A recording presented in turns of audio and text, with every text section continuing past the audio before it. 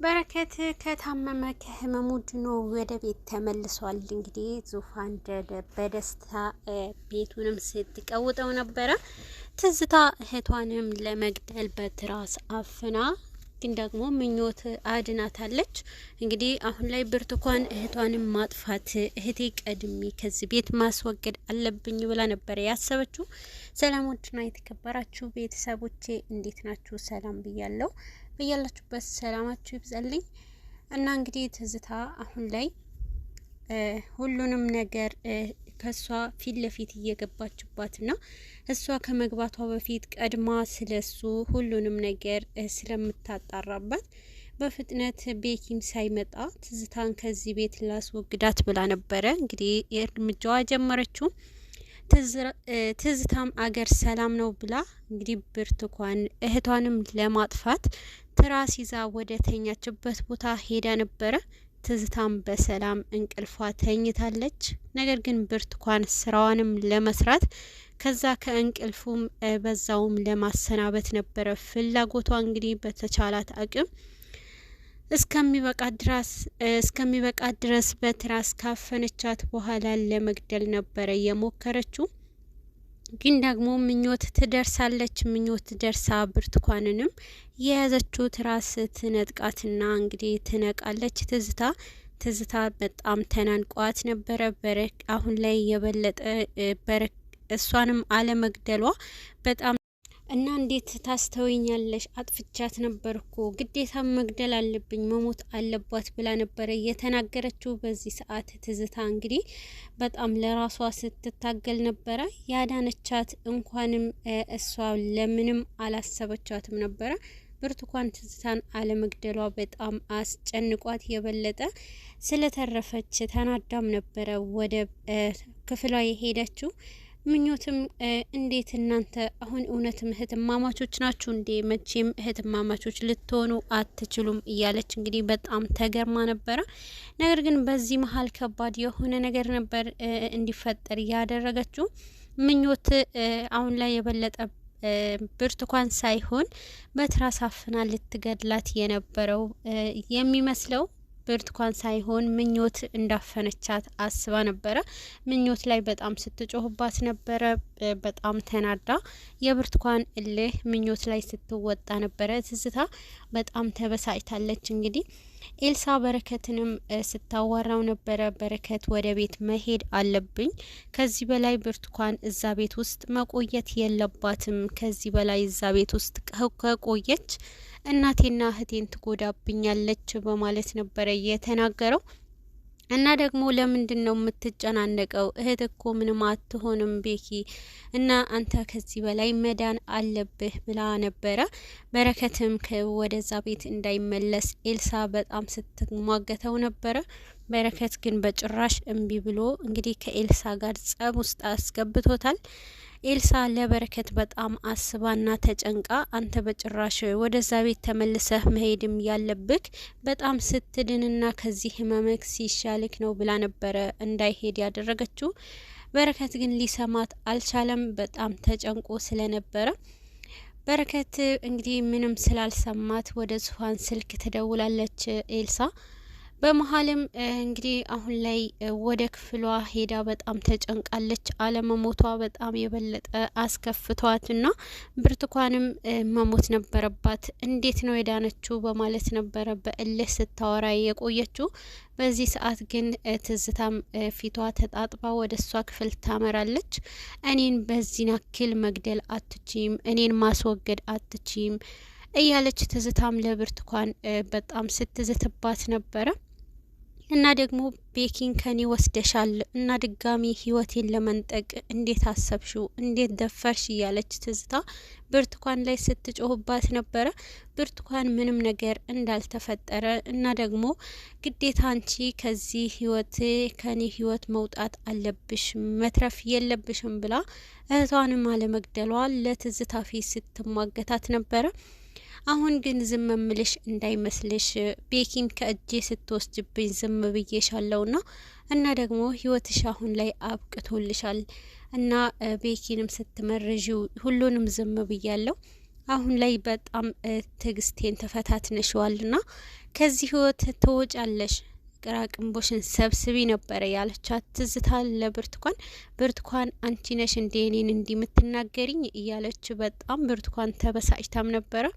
ቤኪ ሲመጣ በእርግጠኝነት ከዚህ ትወጫለሽ፣ ስለዚህ በፍጥነት እቃሽን አዘጋጃጂ ብላ እና ደግሞ እኔንም ማስወገድ እንደዚሁ ቀላል አይሆንልሽም፣ በፍጥነት ራስሽን ከዚህ እንድታድኒ ብላ ነበረ የተናገረቻት ትዝታ። ብርቱካን በጣም ተበሳጭታለች። እንግዲህ ኤልሳ ወደ እሷ ከደወለች በኋላ እንግዲህ ጆሮ ጠቢ ሆና ነበረ። ምኞትም አንገቷ ተክላ ወደ እነሱ ስትሰማ በጣም ጆሮዋን ተክላ ወደ እሷ ስትሰማና የተፈጠረው ነገር ለማዳመጥ ስትሞክር ነበረ። ሁለት እህትማማቾች ግን ምንድነው ስራቸው? የእውነት እህትማማቾች ናቸው የሚለው ነበረ ምኞት ያስጨነቃት። እንግዲህ ምኞትም ከሰማችሁ በኋላ መጨረሻ ላይ ዙፋንም ወደዛ ስትመጣ ምን እንደሆነች ትጠይቃታለች። እዚህ ውስጥ ሁለት እህትማማቾች ሊጋደሉ ነው እያለች እንግዲህ ለሷም ስትነግራት ነበረ እና ደግሞ ብርቱካንም ለትዝታ በትራስ አፍና ልትገድላት ነበረ። እኔ ነኝ ያዳንኳት ብላ ለዙፋን ትነግራታለች። ዙፋንም በዚህ ሰዓት በጣም ደንግጣለች። እንዴት አንድ ሰው እህቱን ላይ ይጨክናል? ጭራሽ እህቷንም ለመግደል ሙከራ አደረገች እንዴ እያለች ስትገረም ነበረ። የበለጠ ደግሞ በእርግጥ ትዝታ አትመችም፣ ግን ደግሞ እህት ላይ ይጨከናል እንዴ የሚለውን ነበር ከምኞትም ከዙፋንም ሲዋሩ የቆዩት። በመሀል እንግዲህ በረከትና ኤልሳም ሲጨቃጨቁ ስለነበረ ኤልሳም በረከት አልሰማ ስላላት ስለ ለእህቱ መናገር እንዳለባት ወስናለች። ወደ ዙፋን ስልክ ደውላ ነበረ። ዙፋንም እንግዲህ በረከት ማግኘት እንደሚፈልግና በረከት ከሷ ጋር ማውራት እንደሚፈልግ እንድታገኘው ነበር የተናገረችው። በዚህ ጊዜ በረከት እንግዲህ በፍጥነት ወደ እነሱ ሄዳለች። ዙፋንም ወደ እነ በረከት ጋር ስትሄድ በረከትም ዝግጁ ሆኖ እየጠበቃት ነበርና እና እባክሽ አንድ በዩ አሁን ላይ ማረፍ አልፈልግም ብሏል። ወደ ቤት መሄድና ከብርቱካን ጋር መጋፈጥ ይፈልጋል ብላ ነበረ ኤልሳም ለዙፋን የነገረቻት። ዙፋንም አልተስማማችም ነበረ። ወንድሜ ተረጋጋ፣ ለትንሽ ጊዜ ብቻ እያለችው ነበርና እና አንቺና እናቴን ከዚህ በላይ እንድትጎዳችሁና ከዚህ በላይ እዛ ቤት እንድትቀመጥ አልፈቅድም ብሎ ነበረ በረከት ሲከራከራት የነበረው። በዚህ ሰዓት ግን በጣም ተናዳለች። እንግዲህ በረከትም አሁን መሄድ ግዴታ አለብኝ እህቴ ተረጅኝ ያለ ነበረ። ኤልሳ እንደማትፈቅድና ኤልሳ ከዚህ መሄድ የለበትም እባክሽ ዙፋን በረከትንም አስቁሚው፣ ከዚህ ከሄደ እንግዲህ እሱ መጥፎ ነገር ታደርገዋለች። ስለዚህ ወደዛ መሄድ የለበትም፣ በደንብ ይሻለው እዚህ ሆኖ እያለች ነበረ። ዙፋንም አንድ ነገር ካደረገልኝ ከጎኑ እንደሆን ከፈለገ እሺ ወንድሜ ብላናለች። ኤልሳ በጣም ተናዳ ነበረ። በረከት በጭራሽ ከዚህ ቤት እንዳይወጣ ፈልጋ ነበረ ከጎኗ። በተለይ ኤልሳ ፍላጎቷ ከጎኗ ሆኖና የብቸኝነቱ ስሜት እንዴት እችለዋለሁ ከበረከት ርቄ የሚለው ነበረ ያስጨነቃትና በዚህ መሀል ለበረከት አንድ ጎኗ ሲጨነቅ፣ አንደኛ ጎኗ ደግሞ ለራሷ የብቸኝነቱ እንዴት እወጣዋለሁ በማለት ነበረ። እንግዲህ ዙፋን አጠገብህ እንድሆን ከፈቀድክልኝ በሁሉም ነገር ከጎንህ ከሆንኩ እሺ ትለዋለች። በረከት ግን በጭራሽ ይሄ ነገር አይሆንም፣ እኔ አንቺ እዛን ስትሄጂ አንቺ ለእስካሁኑ የተጎዳሹ በቂሽ ነውና እና ደግሞ ከዚህ በላይ እኔ እንድትጎጂብኝ አልፈልግም እህቴ ብሎ ነበረ። በረከት በጭራሽ ይሄንን ነገር አይሆንም እሺ ካላልከኝ በቃ ብላ ዙፋንም እንግዲህ በጭራሽ አይሆንም ስትለው እሺ ብሎ ቃል ተስማምቶ ወደ ቤት እንደሚመጡ ቃል ትገባለታለች። በዚህ መሀል ግን ቤት ከባዱ ጦርነት ተከስቷል። አሁን ላይ ዙፋን ትዝታ ነገሩ እንዳላበቃ ስላወቀች ትዝታ ለብርቱካን እንደምትበቀላትና ከዚህም እንደምታስወጣት እና ደግሞ ቤኪ ሲመጣ ትወጫለሽ ብላ ትዝትባታለች። ይሄ ነገር ደግሞ የበለጠ በጣም ነበረ ያስደነገጣት። የበለጠ ስልክ ትደውላለች። እንግዲህ ወደ ግብር አበሯ ጋር ስልክ ደውላ እንዳልከኝ ሊሆን አልቻለም ብላ ነበረ እንደተጨነቀች ሌላ መፍትሄ እንዲያደርግ ነበረ ቃል የሰጠችው። የበለጠ እንድትሞክር አድርጓታል። ነገር ግን ገና ስታወራ ሳትጨርስ ነበረ። በመሀልም ወደ ቤት ይመጣሉ። ፊት ለፊት ያየቻቸው የነበረው ቅድሚያ የመጀመሪያው ሰው ዙፋንና ኤልሳ ነበሩ። እና ደግሞ የሁለቱ ፊት ለፊት ማየቷ በጣም አስጨንቋትና ምንድነው የምታፈጡብኝ ያለች ስታወራቸው ነበረ። ይሄ ነገር ደግሞ ግን ደግሞ እነሱ በፈገግታ ነበረ። በረከት በራሱ እግር ተራምዶ ወደ ቤት ሲመጣ ስታይ እንግዲህ እንኳን አይኗ እስኪከደን ድረስ ያዞራታል። በጣም ተጨንቃና ምንድነው እያየሁት ያለሁት ብላ ከራሷ ጋር ትግል ትጀምራለች። እንግዲህ ራሷን አዙሯት ነበረ። ጭንቅላቷ በእጇ አዙራለች። በረከትንም ስታየው በጣም ደንግጣ ነበር። እንግዲህ በመጨረሻም በረከት ፊት ለፊቷ ይቀመጥና ግን ደግሞ ደንግጣ እሷም በጣም ልትወድቅ ደርሳ ነበረ። ቤኪዬ መጣህ እያለች ወደ እሱ ስትጠጋ ነበረ። እንዳትጠጊኝ፣ በጭራሽ እንዳትጠጊኝ እያለ ሲጮህባት ነበረ። እና ምን ነው ይህንን በማየትሽ አልተደሰትሽም እያሉ ሲናገሯት ነበረ። በረከትም እንግዲህ ቅራቅንቦሽን እቃሽን ሰብስብ እያለ ሲናገራት ነበረ። እንዴ ወዴት እሄዳለሁ? ወዴት መሄጃ አለኝ? ወዴትስ ሊሄድ ነው ብላ ስትናገረው ነበረ። በዚህ ጊዜ ግን ወዴትም መሄጄ አያገባኝም፣ ብቻ ግን ከዚህ ውጭ ልኝ ብሎ ተናግሯታል።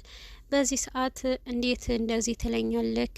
እኔ እኮ እያለች አንቺ እኮ ምን ውጪ ከዚህ ቤት ያደረግሽው ነገር ፊት ለፊት መጣብሽ እንዴ እሱን ስታይ እያሉ ኤልሳና ዙፋን ሲያወሯት ነበርና ዙፋንም እነሱ እንዳሰማቸው ቤኪዬ ባክን እያለች በጣም ከሱ ጋር ስትለምነው ነበረ። በረከት እንግዲህ በጣም በመናደድና ፈጥነሽ ከዚህ ውጪልኝ እያልኩሽ አይደለም እንዲያሰሚኝም ውጪ እያልኩሽ ነው ብሎ ሲጮህባት ነበረ። እንግዲህ በፍጥነት እሱንም ሲያስጨንቃት ወደ ክፍል ትሄዳለችና ስልክ ትደውላለች። ከቤት ውጪ ብሎኛልና የመጨረሻ እድል አትቻለው፣ ፈጥነክ ከዚህ የሆነ መፍትሄ አድርግ ትላለች። እንግዲህ በስልክ ካወራች በኋላ ሁሉንም ነገር እንደማይቀየር ነበረ የተናገረው። እና ደግሞ አንድ መፍትሄ አግኝ ብሏት ስለነበረ አጋዧም እና ደግሞ ሌላ መፍትሄ ለመፈለግ ትሞክራለች። በረከትም ወደ እሷ ክፍል እንዲመጣ ካደረገችው በኋላ በመጨረሻም ግን ይሄንን ነገር በጭራሽ ወዴትም መሄድ አልችልምና እኔ እኮ መሄጃ የለኝም ብላ ታስተባብለዋለች። ስለሱ እኔ ምንም አያገባኝም፣ አሁን በፍጥነት ከዚህ ውጪ ብሏት ነበረ። በረከትም ይሄ ካላት በኋላ በጭራሽ እንደማትወጣ ትነግረውና እንግዲህ ምንም ማድረግ አልችልም፣ አሁን ላይ መውጣት አለብሽ ብሏት እና ደግሞ ከዚህ ቤት እንዲወቀላሉ ልታስወጣኝ አትችልም ብላለች። በረከት ውጪ እያልኩሽ ነው እያለ የውልህ እኔ እኮ ማቀበ እነዚህ ዙፋን ሁሉንም ያንተ እህት እንዳልሆነች ብላ ሳትጨርስለትም እንዳታስቢው በጭራሽ እንዳታስቢው እንደዚህ አይነት ነገር አድርጋለሁ ብለሽ ካሰብሽ እመኝኝ እያለ በጣም በንዴት ሲናገራት ነበረ። የበረከት መቀያየር አስጨንቋት ብርቱካንም እንግዲህ ምንም ማድረግ እንዳልቻለች አሁንም ደጋግሞ ሲያስፈራራት ስለነበረ በረከት ሲወጣ ስልክ ደውላ ምንም አማራጭ እንደሌላት ተነግረዋለች። በዚህ ሰዓት ከውጭ ሆና ትዝታም ስትገባ ነበረ። ትዝታ ስትመጣ እንግዲህ ምንድነው ስብስባችሁ ብላ ዙፋንና ኤልሳንም ስትሳለቅባቸው ነበረ። እነሱ ደግሞ የእሷን መምጣት ምንም አልመሰላቸውምና ሂጂና እስኪ በረከት መጥተዋል፣ እስኪ የሚፈጠረውን እህትሽንም ከቤት እያስወጣት ነው ብላ ሲነግሯት በጣም ደስተኛ ሆና ነበረ ይህንን ነገር ስትሰማ። በዚህ ሰዓት በጣም ደስተኛ ሆና እንግዲህ በመጨረሻም የበለጠ ደግሞ ቤኪ ወደ እሷ ሲመጣ ቤኪዬ እንኳን መጣህልኝ ቤኪዬ ትወጣለች እሷ እያለች እንግዲህ እህቷ ላይ ተደርባ ስታወራ ነበረ። ግን ደግሞ ከቤት በጭራሽ አልወጣም ባዶ እጄ ይሄ ሁሉ ጊዜ የደከምኩበት ሀብቴማ በነጻ ትቼላችሁ አልወጣም በማለት አንድ ነገር አዘጋጅታ ወደ ፊት ለፊት ትመጣለች። ዳግመኛ በረከትንም ለማጥመድና በረከትም የሚያጠፋ ነገር ይዛ ፊት ለፊት ለመውጋት ትመጣለች። ትዝታ ፊት ለፊት በረከትንም ልትወጋው ስትሞክር እንግዲህ ትዝታ በፊት ለፊት ትገባና ለበረከት የተዘጋጀውንም የመርፌው መድኃኒት እህቷንም ትወጋታለች።